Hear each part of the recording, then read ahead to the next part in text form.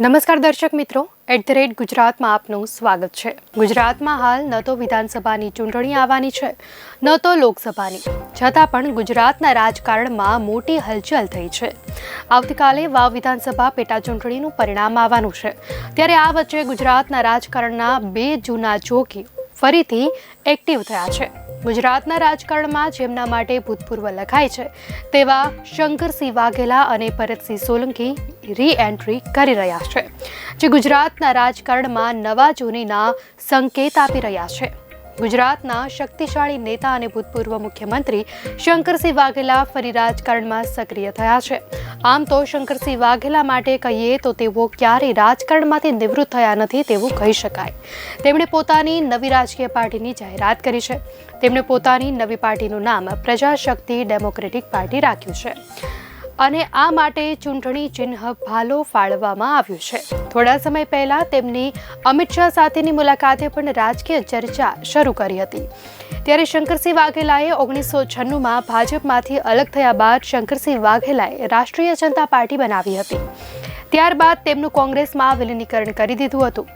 કોંગ્રેસથી અલગ થયા બાદ તેઓ 2017ની ગુજરાત વિધાનસભાની ચૂંટણી પહેલા જન વિકલ્પ સાથે જોડાયા હતા અને 2019ની લોકસભા ચૂંટણી પહેલા વાઘેલા રાષ્ટ્રવાદી કોંગ્રેસ પાર્ટીમાં જોડાયા। તો ફેબ્રુઆરી 2021માં ગુજરાતમાં સ્થાનિક સ્વરાજ્યની ચૂંટણી પહેલા તેમણે કોંગ્રેસમાં જોડાવાની ઈચ્છા વ્યક્ત કરી હતી। આમ તેમણે રાજકારણમાં અનેક ગુલાંટો મારી છે। હવે વાત કરીએ ભરતસિંહ સોલંકીની। તો મહિલાઓ સાથેના વિવાદ બાદ ભરતસિંહ સોલંકીનો રાજકીય વનવાસ કન્ફર્મ ગણાતો હતો। તેઓ છેલ્લા ઘણા સમયથી ગુજરાતના સક્રિય રાજકારણથી દૂર જોવા મળ્યા।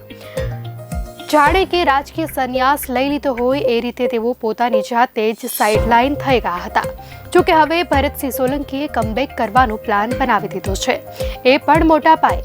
ભરતસિંહ સોલંકી 20,000 લોકો ભેગા કરશે। જોકે ભરતસિંહ સોલંકીની એન્ટ્રીથી કોંગ્રેસમાં ફરી ઉથલપાથલ થઈ શકે છે। 2022ની ગુજરાત વિધાનસભાની ચૂંટણી પહેલા જૂન મહિનામાં ભરતસિંહનો એક વિડીયો વાયરલ થયો હતો, જેમાં તેઓ અન્ય યુવતી સાથે હોય તેવું દેખાતું હતું। ભરતસિંહના પત્નીએ તેમના પર લગ્નેતર સંબંધનો આરોપ લગાવ્યો હતો। એ પછી ભરતસિંહને પ્રેસ કોન્ફરન્સ યોજવી પડી હતી, જેમાં તેમણે રાજકારણમાંથી બ્રેક લેવાની જાહેરાત કરી હતી। જોકે ગુજરાતના રાજકારણના બે જૂના જોગીઓ ફરીથી એક્ટિવ થતા કંઈક નવા જૂની થવાના સંકેત મળી રહ્યા છે। ત્યારે દર્શક મિત્રો, આ અંગે આપની શું પ્રતિક્રિયા છે ચોક્કસથી જણાવશો।